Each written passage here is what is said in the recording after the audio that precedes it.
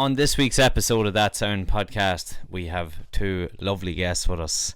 Here I'm surrounded by loud men this evening, so I'm feeling very uncomfortable. We're coming, we're taking over.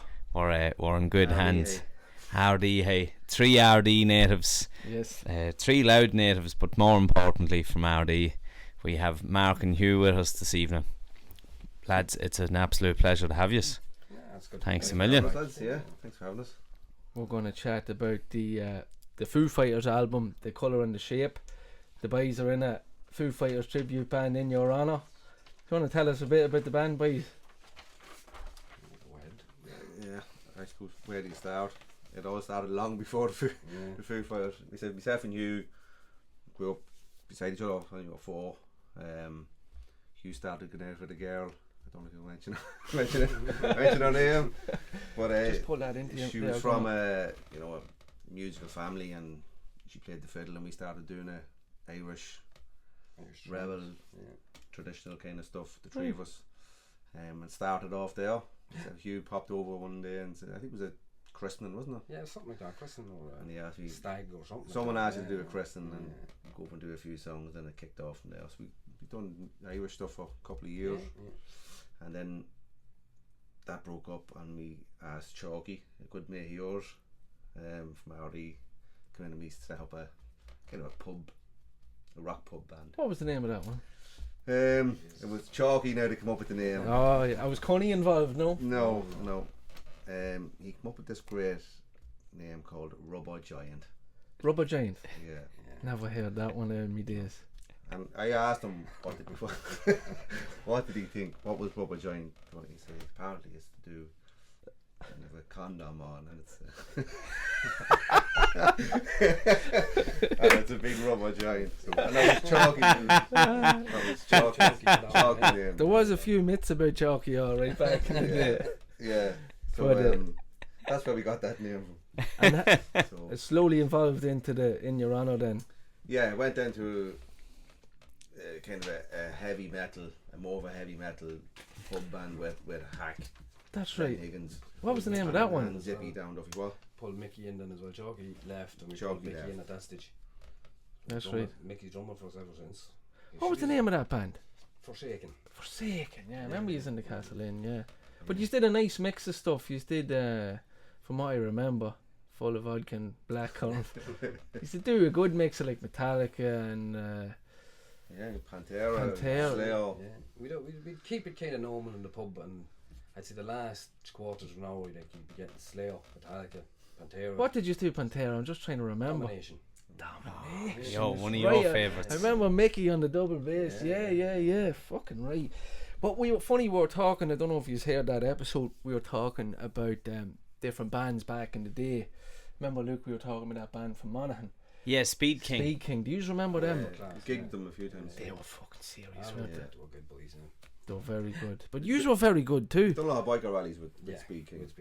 They actually done Christmas last year in Monaghan. Where? They did a one-off back together. Blaney's, we were going to go to We were that gonna gig go, and then you ended up being sick, unfortunately, wasn't it? COVID or something, yeah. But like as yourselves, like there wasn't too many bands playing fucking Domination and stuff like that. Same with the boys. Like I remember they were playing Orion, Cemetery Gates. That level, like yourselves, you brought it to another level. It was brilliant. Like the Castle Inn, in fairness, back in the day in RD was brilliant. Yeah. And John Joe was great for giving boys a chance, and you know. And the more you played it, the bigger the following got in it. Yeah. Like, I remember us playing in there. We lads sitting in the backs of the seats. Oh yeah, That full. yeah. But it was something different. Yeah. You didn't hear Slayer in pubs and stuff like that. No, it was great. Different, you know. It was great. And then so when did the In Your Honour start? So that came to an end as well, and then Hugh can't be. It always seems to be Hugh that comes up with these ideas. Just come up with the idea. Look, you don't see any Foo Fighters tribute bands about, and we done a few Foo Fighter songs in the Forsaken band. So I says, yeah, sure, why not? Go for it. We kicked it off, and the other thing, we had no bass player.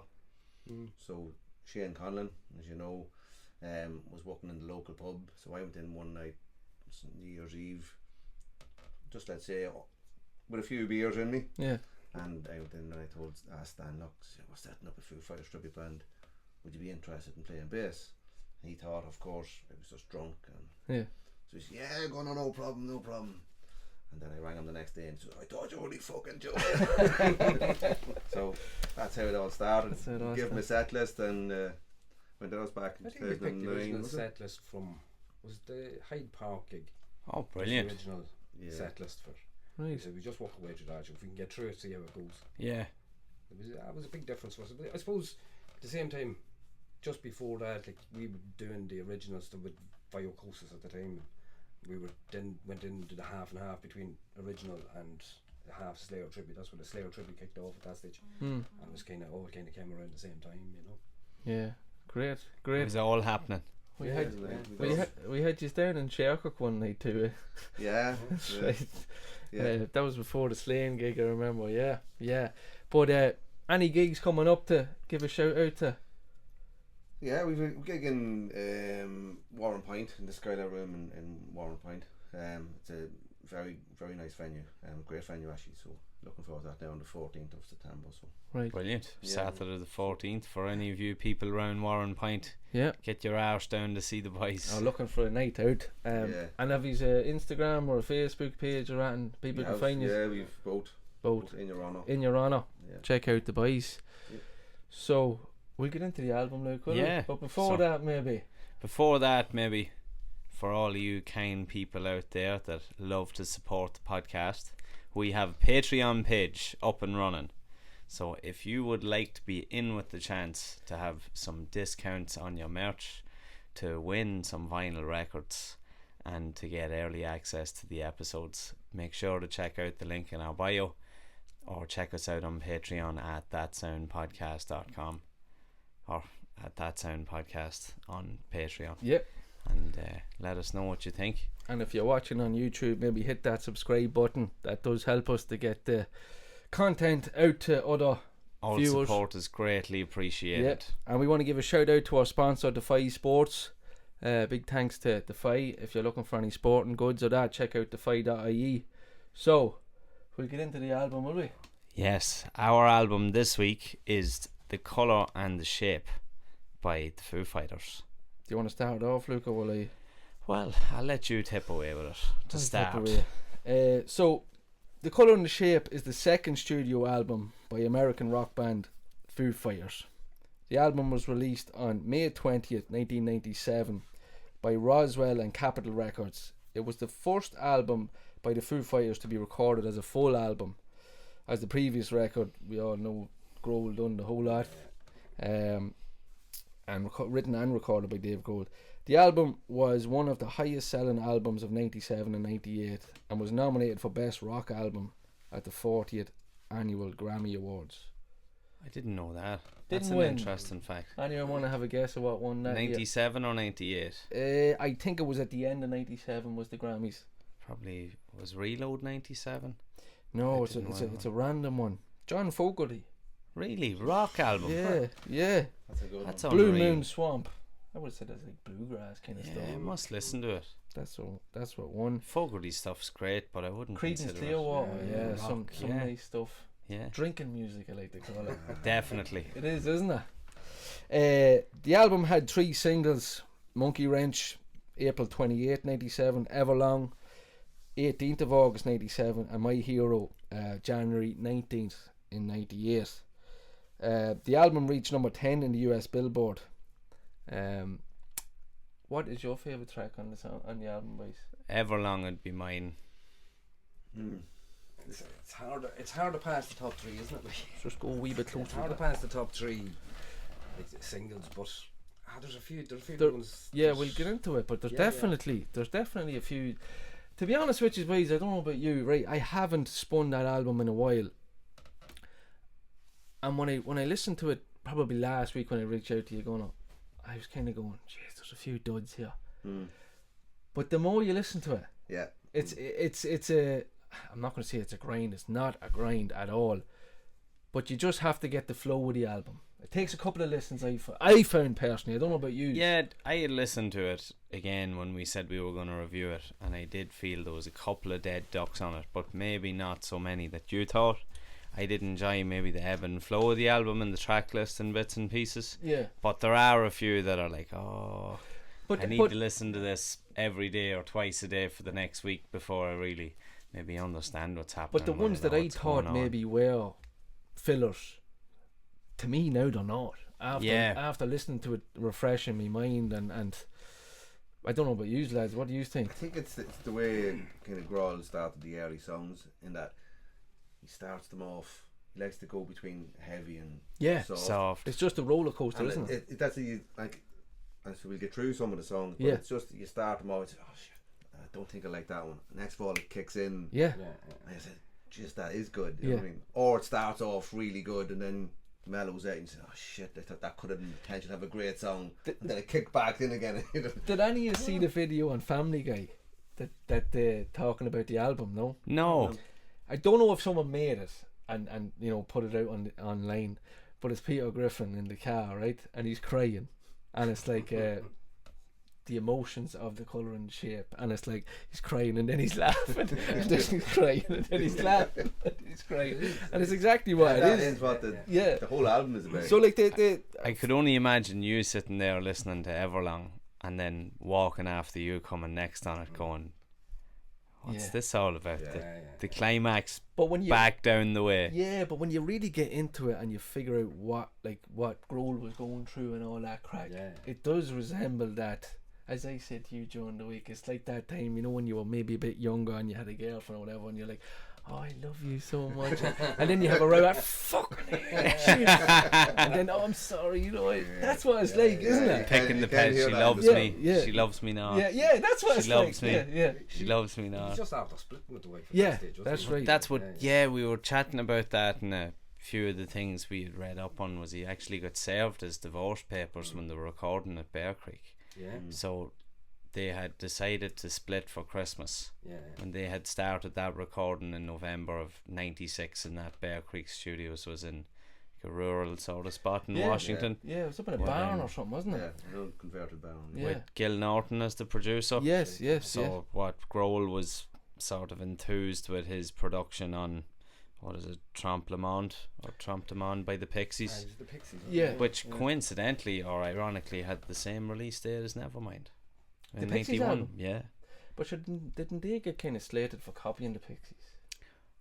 I'm not too sure about that. I know Kurt was a huge fan of the Pixies. I think some media outlets kind of said that they were kind of just another Pixies.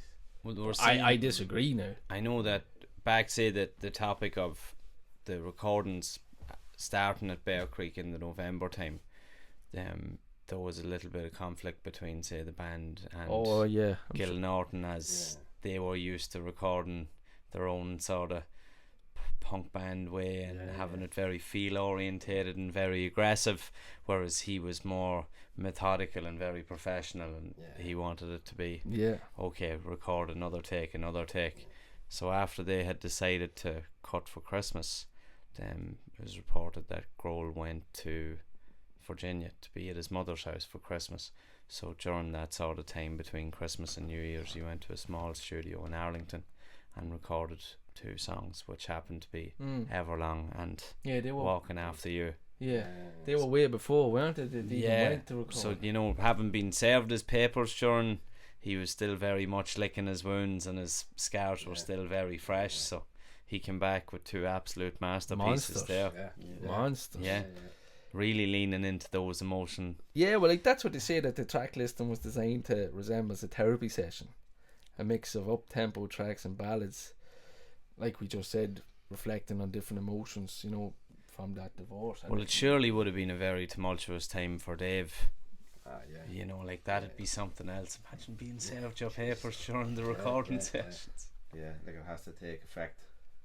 But that's even on your creativity, like on music, like, you know, because you come in one day and you're good form, and the next you've been poor form. You're ready to tear someone's head off, you know. But that's when some of the best material is written, though. In a time of, and you have to be in the right headspace too. Like, even was it one by one they were recording at the time or something like that, and they spent millions on recording the album to throw it in the bin. Mm. and the Foos nearly split up at that stage. Over I it. think Grohl went to drum for Queens of the Stone Queens Age of at Stone that Age or time. something like that, and then they were playing Coachella or something like that, and the Foos were playing one night, and Queens of Stone Age were the next night, or vice versa, and the band was more or less gone. They had a big Blarney, and the whole lot was done and dusted, I think, at that stage. Yeah. And it was after that gig that kind of came back and went back to someone's garage and re-recorded the album. And as Roland says, what's All My Life, he says, the cost millions, and All My Life that we recorded in the garage, no comparison. He says, we were just in the right headspace. No In the way. garage. Yeah, That's mental. yeah. We recorded, I don't know, a month or two, not even a month. But they had to do something similar with this album as Yeah. well. No, it with was the- strange. With Nate Mendel had been quoted saying, when you mentioned spending millions, Yeah. that he had said, you know, we realise recording albums is very expensive, Yeah. and that the budget should be discussed beforehand and stuck to. Yeah, That never fucking happens. Yeah, Never happens. I think they just went in on the. It's like, oh, we'll go in here and record this, Yeah, thinking it was going to be like the first one or what they'd been used to previously, yeah. and then your man Gil Norton being like, no, another take, another take, another all take. the boys, they were all from the punk bands around Yeah. that area. Like, it was all, what was it, Scream? It Scream, was- yeah. That was the before Jams. Nirvana, yeah. That's me, it was the Jams, wasn't he? Yeah, I think so, yeah. Scream was Grohl and, well, I have a wee note here somewhere, I must get to it. But the original drummer then was Michael, William William Goldsmith. Goldsmith. Yeah. Yeah. And Dave wasn't happy with the end product. Now the whole thing was when they had broke for that time, as you was, and then they came back. They decided that they'd re-record in, what was it, Goldsmith Studios or Goldmaster Studios in LA. So there's two different accounts of it from what I could gather. Was that William Goldsmith thought Grohl was just putting the finishing touches on the album in Hollywood while he chilled out at home in Seattle, whereas Dave was saying they were under pressure to get the album out, and William was having problems with some of the drum parts, so he decided he was going to record on the new songs he had written. Yeah. And then the other guy took it as a, you know, you're actually redoing my parts. I seen interviews with the boys, like, it was nasty, like. It was Yeah. nasty. It was, but look, the Grohl songs, I seen him interviewed, it was back and forth or something like that, documentary. And That was the one Yeah. that was quoted from a lot. he was saying, like, I have the drum sequence in my head, and I know what it should sound like, he says, and that wasn't happening. Yeah. Yeah. He says, and like, as Pat Smear says, he says, you've the best drummer of the 90s sitting Watching them. watching what you're doing on drums, that's some pressure to be under. Oh, it'd be Serious. You know what tough, I mean? So yeah. I think what they ended up doing was they all split off after the first recording. Yeah, that And quick. Grohl went back to LA, and I seen the boys were getting phone calls, Mendel and Smearna, hey, can you come down and just redo your guitar tracks here, and just this one here, and then another one, and another one, and another one, before they knew it, The whole The thing. whole album. he did the whole album. Yeah. Yeah. You know what I mean? And they rang, like, the boys were all kind of, what's going on here? And Grohl, they hadn't told William. Yeah. so it ended up that he re-recorded a whole lot and rang him then and says, we still want you to play on The tour. the Yeah. tour. Yeah. He didn't. He told them to That go was it, fuck yeah. themselves. Yeah, yeah. Well, that's what they had said the dispute was, you know, he didn't agree with that, and then said he didn't want to be in the band. And like you sitting back and forth, Dave was like, everybody said I fired him. He's like, that wasn't the case. He didn't want to be Yeah. in the band. But he's still credited on 2 songs. 2 songs, and he played on the verses of another song. Yeah, Doll and Up in Arms. Yeah, and then there's another one he played on the verses of, but the rest of it's Dave, which Yeah, is yeah. unreal. Yeah, look, he's Like, as I Well, said, look, you'd was love, it you'd love to hear the Rose? recordings I before think Yeah, Axl wouldn't you? Grohl Axl had said it changed to them. fucking, what do you call him, Taylor Hawkins at one stage. How does it feel to be drumming for the best drummer in the world? You know what I mean? It's yeah. how do you do it? How do you do it? How do you sit behind the best drummer in the world and drum for them? Taylor was some powerhouse, and clearly Dave was very comfortable with him. Ah, yeah. The two of them were like thick as thieves. Yeah. Yeah. Mendel said at one stage like that.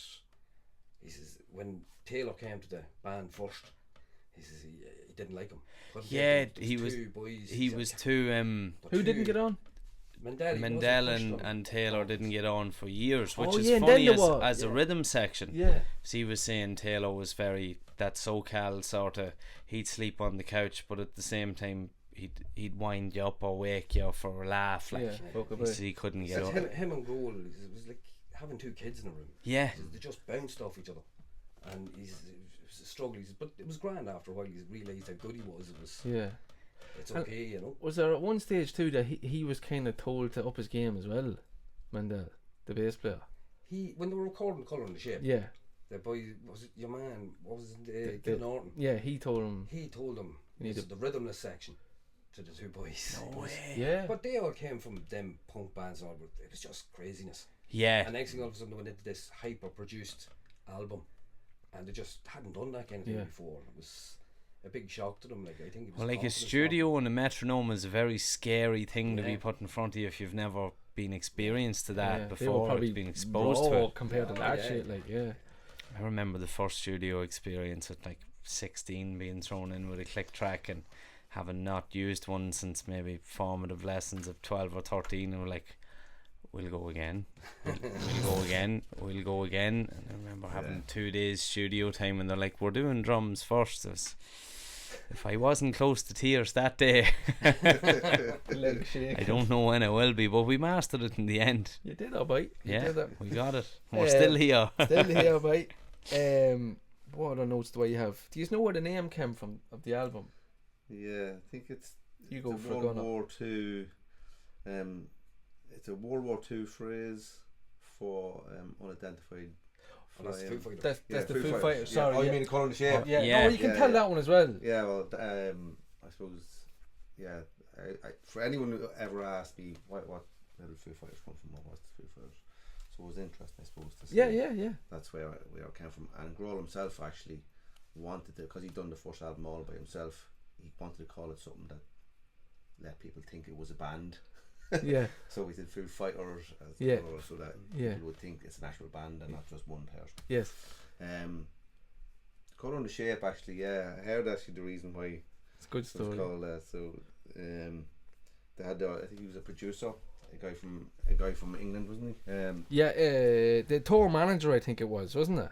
Tour manager, and he liked to go out and buy Hmm. little stuff, random pieces of Thrift shops and stuff Yeah. like that. crap, or Yeah. crap I would call it. Yeah. And he came back with a bowling ball, the Bowling pin, I think it was. bowling pin, I think so. and it was the colour and the shape. He says, Yeah, the boy and says, the boy says, that's a great. the boy says, why'd you buy that joke? He goes, I don't know, I just like the colour and the shape of it. Yeah, And that's where they came up with The it. boy says, fuck, that's, hold on, colour, yeah. That's what I read now. Was That, yeah. yeah, I'd read the same thing, but isn't it interesting too, lads, that Grohl had been quoted saying, you know, his idea for the album cover was a therapist chair, yeah, Right. yeah. and that when he sat down to discuss the track list with Gil Norton, he had realised it was like a therapy session from start to finish. And he talked about being afraid of almost everything he had done in his life or got into. And you have an interesting note on that of the lyrics for the opening and the closing, but yeah, it's like he said he was afraid at the start and then at the end yeah. it's sort of I'm in the, not in there. The, in the first song, Doll, the lyrics. I don't know if he's ever copped this. Where is it now? Yeah, in the lyrics in Doll it says, "I've never been so scared." In one of the parts, have you copped this before? And in the original closing song, I know there was the other re-released album. There was a few extra tracks, but in New Way Home, it ends with, "I'm not scared." So it starts with, "I've never been so scared," and it finishes with, "I'm not scared." So it's like a full circle. Yeah. But it's you know. class, that, isn't it? Yeah. It's kind of a hidden, kind of a whatever. Few people have seen it. And then I was saying to Gavin, he had went on to say his idea for the therapist chair was that every time then he would look at the album or listen to it, he'd forever be brought back to that autumn period in '96, where it was like therapy sessions and his weird journals as such. The album would reflect as his journal. So it didn't come to be that, or that wasn't the cover as we know today. But The some of the music videos, I'm sure used by his knows this. Do Jesus, can't You talk knows any- this. No. Yeah. Sorry. It's My like Hero, the video, has a different guitarist in it. Is it Franz Stahl? Fan style, yeah. so he replaced Pat Smear. But Yeah. he's actually in that video. So they must have done it post Yeah, the album. Yeah, Pat Smear left, and then he came in. Funny story about Pat Smear leaving too. But Franz and Dave, Sure they were you in boys they were have in heard that Scream one. together.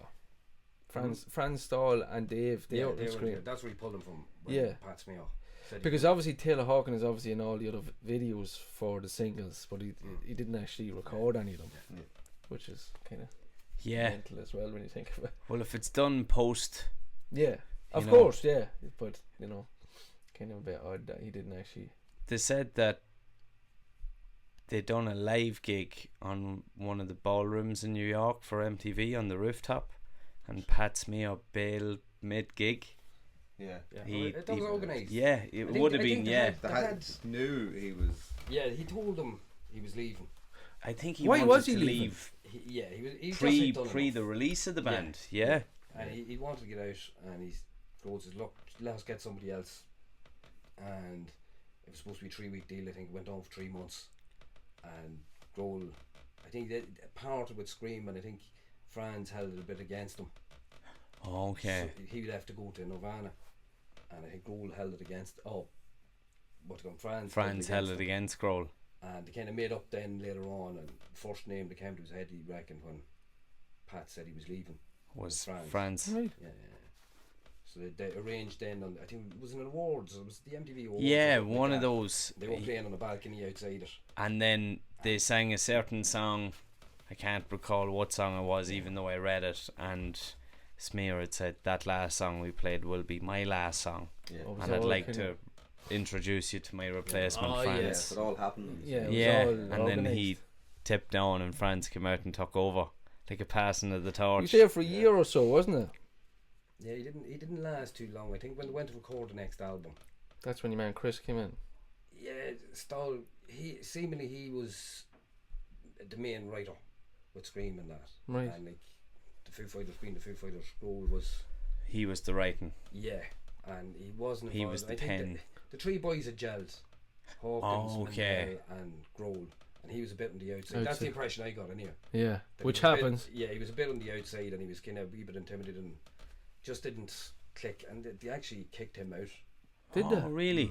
I'm not sure it was him they kicked out. Right. That not in a bad way. They just it wasn't happening.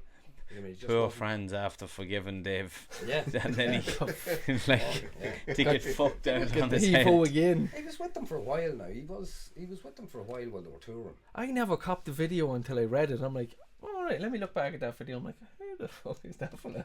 Because I didn't know him, to be honest. Yeah. No, just they all got on, I think, and all that. It's just when it came to the next album, it was kind of.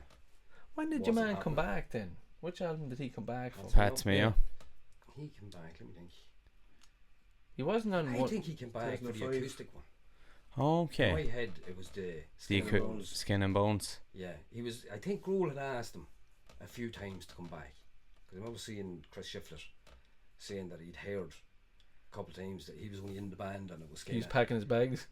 He'd heard that Pat Smear he was waiting for him to be replaced, but I think the Skin and Bones to come back. But I think they all got on then. They all got on the they all finest. got on, so they kind of kept going. Just a wee bit off topic, but did you just get to go see Chris's I was just solo gonna say gig that. Were around you at it? Paddy's Yeah. Day? He was Yeah. at it, Yeah, Yeah. I seen Yeah. it. Well, how was it? He was good. It's country. It's Yeah. country rock. He's a brilliant guitarist He's for very that good. stuff too. Yeah. Where's he from? Is he down like Tennessee or somewhere? He's south anyway. If you Yeah. get the accent. Yeah. I don't know where he's from now, but he's. I'm just thinking of that genre down there, like, you know. Yeah. No, he's. Where was it on? It was in the academy, but it wasn't the the small room in the academy. Right. Okay. It's downstairs. All right. It's a lovely venue. Yeah, it was nice. Yeah. It was looked great. class, yeah. God, it was grand. Got to meet him after. Did you? Yeah, only for a second, like, but it was just nice to meet him. Yeah. Like, in a way, but Yeah. And was he hanging around to No, say, or no. you just bumped into him? It's just it happened. Actually, Rachel, the wife, twigged that to get to the stage, you'd have to walk past this open area. So as soon as he was finished, we made a beeline. So that was no bother with him. Like, Yeah. stood there for a few minutes, got photographs and that. And He was carried 100%. on. Yeah. Sounds bad. Brilliant. I did. They. They're not touring at the minute, obviously. Oh, Foo they are Fighters. touring at the minute. They're Are after they? having a mental tour all Well, summer. the Nova Twins was the band. We That went must to, have been last year. They didn't support them on No? this go round. Okay. No. We went to Belfast. I think I seen you up at Iron Maiden in Belfast, did I?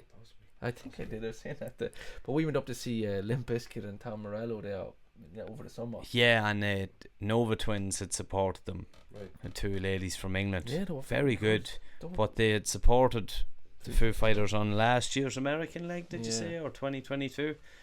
I think it was something. It was recent enough. Very good band actually. Two girls. Yeah, serious stuff. Have you? How many times have you seen Foo Fighters? Have you? Oh Jesus. Loads. Twice. I've seen them twice. Yeah. I think I seen them first time. I think it was '97. Was it Fela? No I way. think they were down the bill on with the Prodigy. No way. Don't hold me 100% to that, but I remember seeing them. But I think it was '97 or something like that. Wow. But, That it the- wasn't the Foo Fighters. It was Dave Grohl's new band or the drummer from Nirvana's new band. That was just the first album, was it? Yeah. Yeah. Jesus. That would have been something else. First concert I ever seen was Foo Fighters. Don't know what year it was. It was the One by One album. That tour was in the Pint. Yeah. That was my first gig ever. Oh, I seen them. I think anytime they came.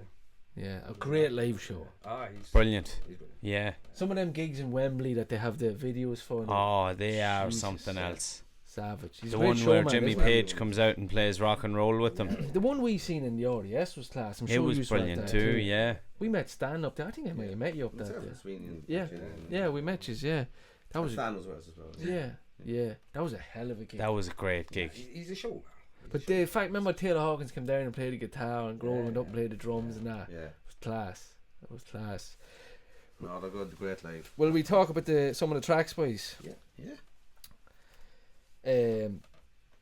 Doll, we said earlier, is kind of the opening track. It kind of just sets the tone, doesn't it? Yeah. You're not a fan, Gunnar? No. I think it's just the kind of a... For someone who wouldn't know Foo Fighters, I thought if you pick the album up and the first song here was Doll, you'd say Go on. stop. Yeah, and that's not a representation of the band. Of yeah, the band, good of what's representation. in the album to come. But to me, it's just, and I know that's his mood, and I suppose it's in the track listing as one because Kind of he's sets starting off in yeah. a somber space. What comes to mind straight away is like the Slipknot album. Remember that the opening track? Yeah, for a If you hear that, you know the opening track? 515 on you'd be Iowa. like, "Oh, He's good screaming, yeah. What's What that? is it? Clown or Sid having a mental breakdown? Yeah, but the it vocal does booth. it does set them up, and I think it's the start of that dip and that roller coaster we were talking about earlier, the emotions, and then it just rolls into monkey wrenches. From one extreme to the other. It's mental. I think it's a great intro. I think it's a great flow actually, and how the two songs kind of flow into each other as well. There's no real gap, isn't there? Now? Yeah. No. And then like the monkey wrench. I'm trying to think like the first memories I have of that song is. I remember hearing the first bit. Do you remember? You know the bit that he says and he doesn't take the breath. Yeah. At the end. Yeah, that's mental. Like. Yeah. And all the You different. knows the troubles with that. Yeah, I'd say that's good crack. Trying to It's sing. good. It's good. A lot of gigs, we tend to stop it, and we just kind of leave the bass running. Yeah. Yes. And say good night or whatever. That's usually. Oh, our you last finish with song, that? So Yeah. the crowd usually starts singing it before you do. So you know, it's always good time. Well, everybody knows the words and everybody sings along with it, like when you're playing. So it's good out crack, you know. Oh no, what an iconic part in the song. Yeah. Oh yeah. Yeah. And then we're into what's after that, Luke. Let me have a look. Hey What is Johnny next? Park. I like that song. Yeah. Yeah. It took me a few goes too to get into it. It's definitely a grower. It's definitely a grower. There's a good Grower, not a show. Not like Chalky's Rubber Joints. But yeah, no, the opening riff of that song is class. I love the tone of the guitars and the whole album. What does he use? A Gibson, isn't it? He would have used a lot, yeah. 65. Yeah. Gibsons. Yeah. It's very clean, isn't it? He would have been using the Explorers and stuff like that back in the He days. he used the V as well. If I remember in Rope, remember he used That that. was the white guitar he had in Monkey Ranch. What was it? He used the Firebird for a while too, but that was later on, Yeah, wasn't it? That was a big red one, wasn't it? Yeah, Was Sunburst it one, I Falcon think. He had A White Falcon. White Falcon. he Could had have been, for yeah. Monkey Ranch. Something's in my head that was the one. I love the more I listen to it, I just love the clean sound of it. It's very clean, isn't I it? know this is very like, yeah, it is very clean. Sorry to answer the question and then I go on, but the drum nerd in me is wondering what he would have used gear wise to record the colour and the shape, considering it was so close to Nirvana stuff. So he would have had a lot of his gear. What was You it? know? Pearl he used? No, he used a lot of cool Tama stuff. Cut down. Yeah. Grohl had like this jelly bean kit at one stage where it was like 3 different coloured drums. With Nirvana. Yeah, so they were all Tama Grand Star, or they were Tama anyway, but they might have been from 3 different kits, either 24 kick, a 15-inch rack and an 18 floor. Just power. You're moving some wind there, like she'd power a wind turbine. Especially with that he get baiting it. Oh, and by jeez, he hits hard, doesn't he? Oh man. But Johnny Park, fun fact about it, do you know that, about the story behind it? Gunnar, do you know it? Or? No. So, supposedly, Johnny Park was a friend of Grohl's growing up. He used to hang around with the whole time from he was about 5 to about 12. And he lost kind of friends or track with him when he up to about 13, 14. And when he was writing the song, he was like, Jesus, it'd be a good way to reach out to this fella to see if he'll get in touch with me. So I'll just call the track Hey Johnny Park. That's mad. That's crazy. Yeah. I wonder did he ever get I in don't touch know with if him? he ever did, but I'm sure he heard the fucking song, you know. But Dave, did Johnny give you a call? Johnny You must write a song called Rubber Joint and see if Chalky gets in. Now, this is one that I hope we can talk on a bit. My poor brain. Your poor brain's very tired this evening. Oh no, it's not too bad. Again, we talked about growers and that, not chalky, but growers. Obviously, the way it starts is like it's piercing your skull with the feedback and all that crack. It's like bedlam. It's just mental. But I think the more I listen to it, I think it gives you a great feel of the emotions or whatever you really want to get deep into the song of what was going through his head when he was writing it. Yes. You know, he was just a mess. Yeah. That's just my poor brain, like, there we go. But then it moves into that mellow, melodic kind of up and down. I like the second, the transition, if you want to call it, after that intro. I think it's a great song. The more I listen to it, and when I heard it for the first time again after maybe God knows when I listened to the album, I was like, this is dirt. Yeah. And then I'm like, no, it's not. I'd be, no. And there's tons of songs on the album like that. It says, don't like that, but this is deadly. Yeah. Oh, don't like that, but again. But this is deadly. It's like Peter Griffin And in the then, car. and then as you're up and down. Yeah. Yeah, I do like it. Yeah. Dealing with relationships, obviously, that song. Wind Up is another good song, I think. Good drums in it. Yeah. There's a lot of floor tom, I think, in that song, isn't there? There's a lot of good drum parts in that album.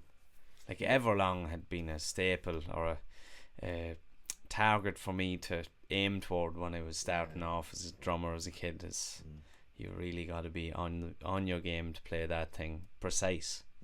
Yeah. Wind Up, I think, is the first song or the only really song on them that you can really hear Nirvana. I think. Yes. I think you can hear Nirvana's influence on that song. Yeah. And it's the only one that I could really say that comes from the Nirvana. I think Enough Space too has a Yeah, touch Enough of it. Space a little bit as well. But I 'Cause definitely it's full on as well. But Wind Up to me is the one that sticks out as he was in Nirvana, wasn't he? yeah. Up in Arms, I don't know about yourselves. I could take it or leave it. I did find that was a decent one. Did you? Yeah, I like it. Yeah.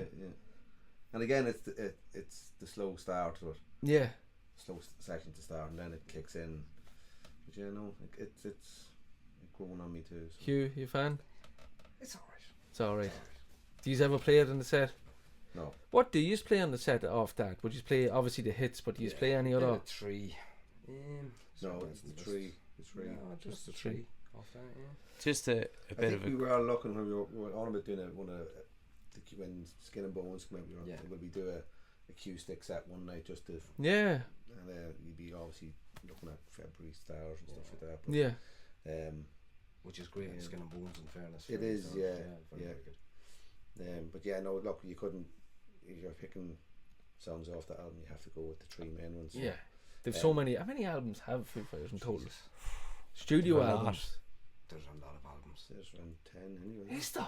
I couldn't tell you off the top of my head. Oh, there were a good few, yeah. There's a lot of albums. One thing I will say about that song, Up in Arms, the roll into My Hero is class. It just, that opening, Yeah.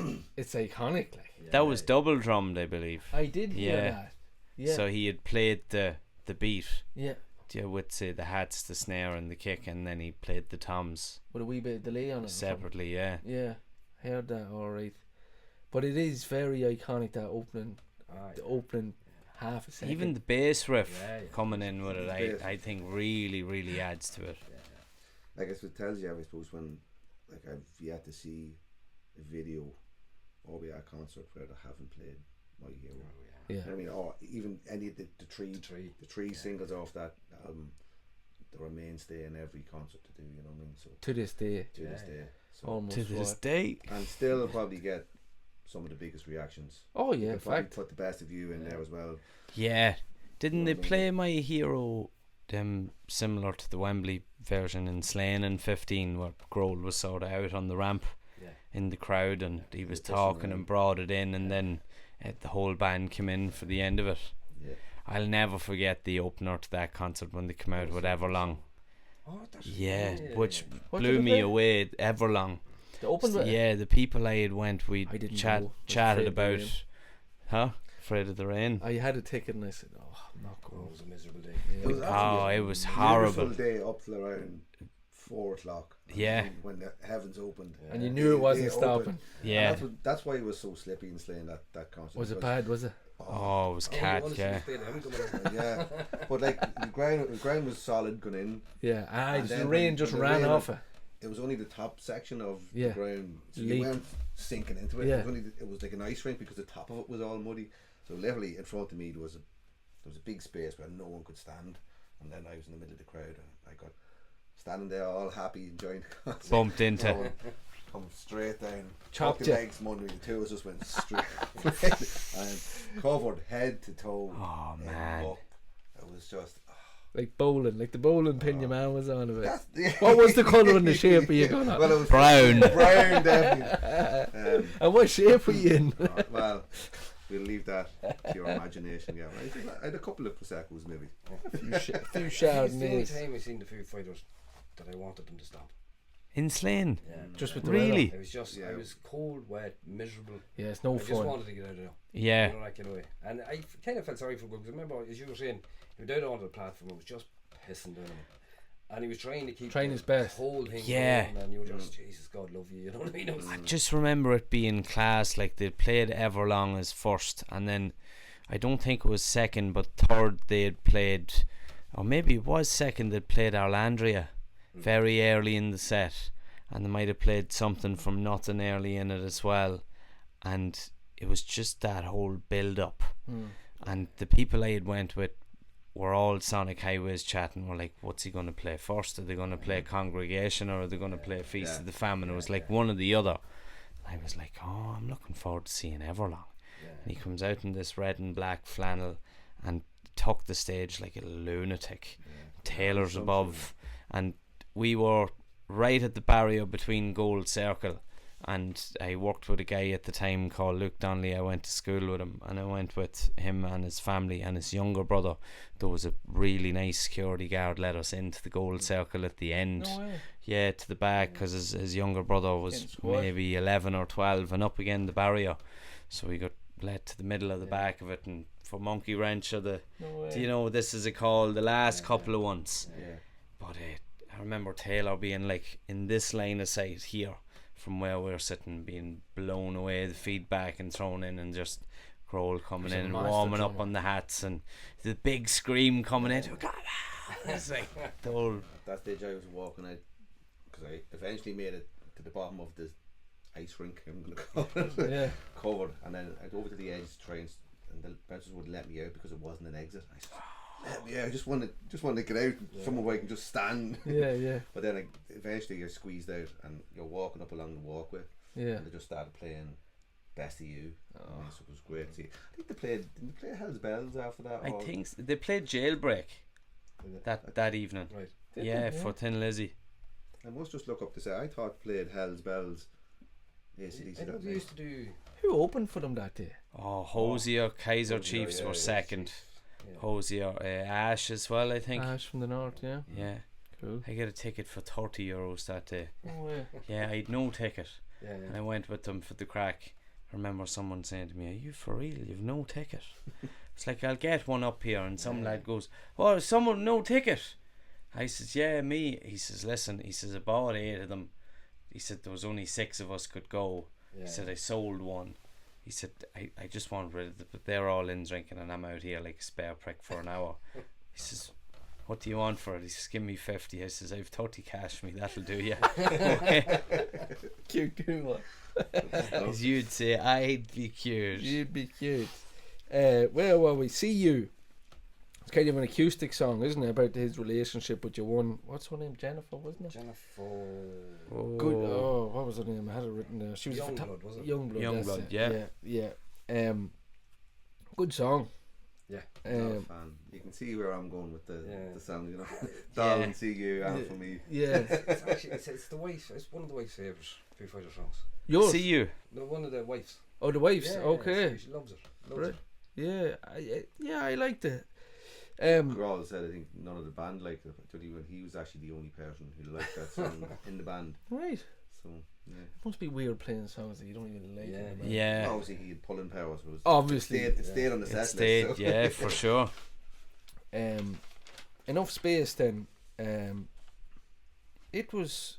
And he's know the story about it with the background. Yeah. Go on, No. go for it there, Hugh. It was. I think they were touring the first album and Just talking they about were looking for something. An opener. Oh, sorry, An the opener. open it, yeah, Yeah, for the European tour. Or, Yeah, the British tended to bounce. Yes. Whereas in America, the marsh or jump Bait around each the other. places. But in Britain, he wanted a song to bounce. Get the So crowd. they went out. Warm them up. I think that he wrote it, and I think he just gave it to them that night, or very close to that night. He said, "Right, we're playing it," and they went down and played it. And he got his bounce, and he was delighted with it. And Yeah. that was what he was looking That's for. the one. Yeah, To set the rhythm, the BPMs to 144. Okay. Walk this crack out yeah. to get the bounce, to get the crowd to the rhythm of the song. Mental, Yeah. like. And he says it worked. Yeah. Yeah. It's a transition then back to America and the American crowd, because you know the way they'd always say a European gig or an American gig. And It's the- different. Who's the fan?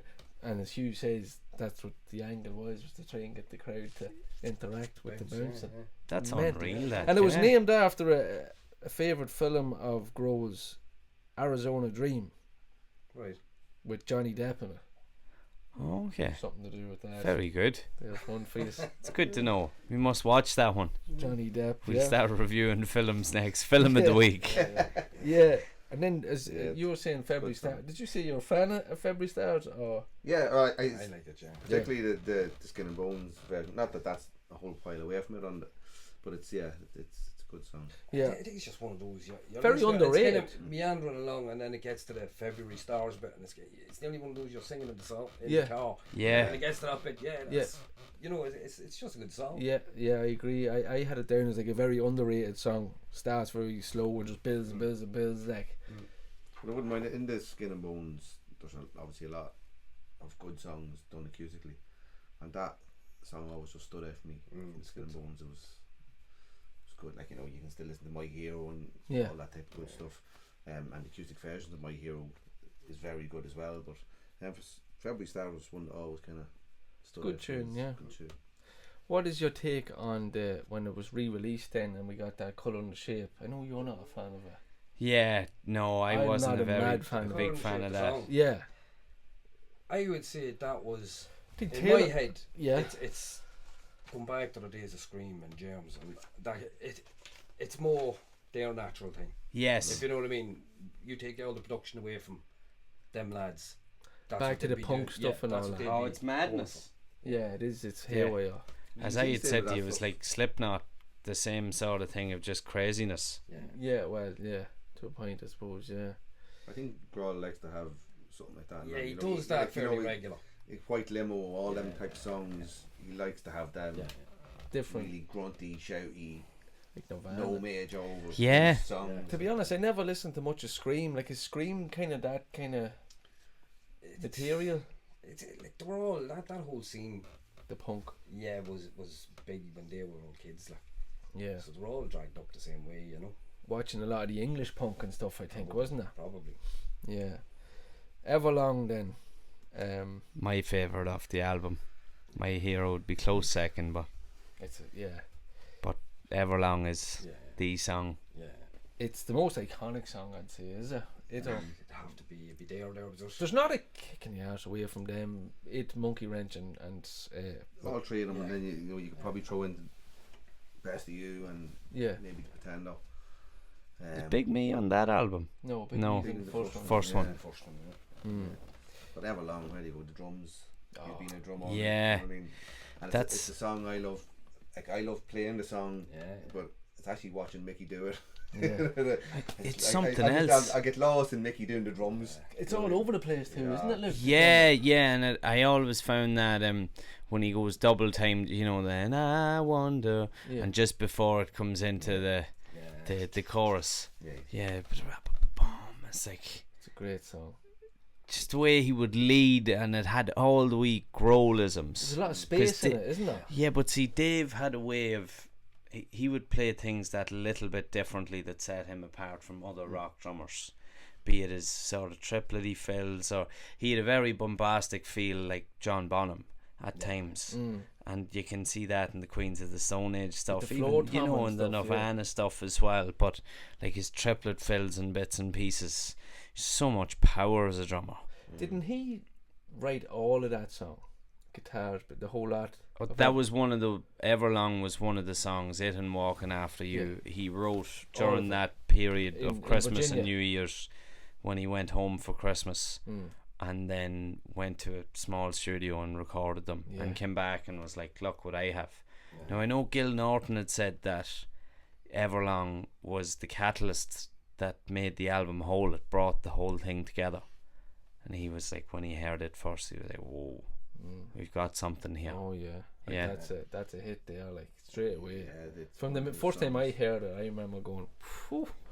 Yeah. Yeah, like That's class tune. No Class doubt about It's tune. it. about where you go and where Yeah. you play it. It always gets a good. it's David Letterman's favourite song too. Do you know that? Yeah. Yeah, and he had them on the show. He had the Foo Fighters on his last show live in New York, and they played that Everlong as he walked off. I think it was. No way. Yeah. Letterman was a big fan. I Huge. think how they used to listen to a lot. You had open heart surgery or something like that, and he used to listen to that the whole time when he was in the hospital. No way. Yeah. Jeez. And that's why he class it now as one of his favourite bands and favourite songs. Letterman did. Yeah. That's unreal. Yeah, and the boys went in and played it. Yeah. Letterman was great for stuff like that, though. I know a bit off topic, but I remember the Mars Volta being on Letterman, probably after they won the Grammy, and they would have played Wax Simulacra. If you're familiar with the Mars Volta, or if you've heard of their stuff, that album Bedlam and Goliath that won a Grammy is intense to listen to. It's very busy, it's technical music, but they had played that, and he seemed to be loving it. Yeah, he seems to have Well, a you'd be like, I couldn't imagine a man of that generation at the Yeah, time. yeah, He's yeah, like, yeah. check out the Mars Volta. You know the way it's the cutscene of him Yeah, with the yeah, CD yeah, of the yeah. record, and then it goes to them, and you're like, what? I think he has a podcast now, and he does talk a lot of good kind of classic rock and stuff like that. We'll get Letterman on to do a guest, an album of the week. Whenever you're free there, Dave gives a shout there. No way it's 8-0, dead. Say no more. Walking Over You. Anyone want to talk? It's Happy give it bloody to song. you. isn't it? Well, not happy. I think it's about. It's being about getting dumped, isn't it? dumped. Yeah. Poor Dave. That was when he was coming. That's Coming Peter. to terms with it. He was just coming to terms. Yeah, Peter Griffin is back crying in the car with that song. But then the last original track, wasn't it? With that, what were we saying was the opening track where he was, I'm so scared, and then I'm Doll. not scared. Yeah, and then he finishes with I'm not Yes. scared with the New Way Home.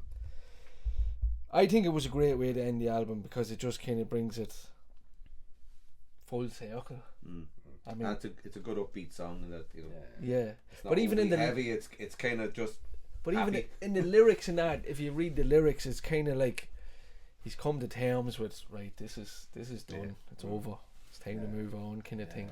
Where he was having that, as I said earlier on, you know, I love you and I hate you. It's like, no, it's done, and it just kind of just fades away. You know, I think as I said at the start, me personally, I don't know about you, but I do think it's very well. And we've talked before, Luke, about track positioning in albums and all that. It's very well structured. Yeah. From start to finish. I find you nearly have that divide of, as you said, the mad swinging emotions of the I love you, I hate you. It's like the, as you said, picking the leaves. I think it's I wonder what it ends on then. Does she love him or does she love him not? Say she'd love his money. She's sick now. The album name, one other fun fact, I should call it, the way they spelt the colour and the shape. Did you know that one, Gunnar? With the U. With the U for your man who bought the bowling pins. Yes. Because he was English. And he was English. It was English spelling of colour. So it would have been if the American term has no U in colour. So the boy said we'll put the U in to give a bit of respect to the producer, which was a nice touch from the guys. Absolutely. A little fun fact. So I think that concludes our album of the week, The Colour and our the Shape. album review of Colour and the Shape. The Foo Fighters. Want to thank the boys for coming down. Hope you enjoyed it. Connor, thanks a million. Hugh, thank you very much. Yeah. Pleasure. And again, if you're listening to the podcast and you enjoy it, if you're watching on YouTube, hit that subscribe button. And Luke, tell them about the Patreon. Check us out on Patreon. There is a link in our bio. It's the first branch on the link tree. €2 can just support the podcast. €5 you'll get 5% discount off merchandise. Early episodes. You'll get early access to episodes, and for €10 a month you will have access to all of those perks and the chance to win a vinyl record every month, which would be one of the album of the weeks. You can have your pick of and those. all money in is going back out. Any money we get in, we'll be buying tickets and albums and stuff. Milk for tea and fags and cigarettes. Heating for skin. You know, heating oil. It's all to better the podcast. So you can subscribe with €10 or you can give us kerosene vouchers or donate wool blankets. Both the vouchers. Anyway, that's it for this week. Thanks for listening and we'll check you next week. Thanks a million. Good luck.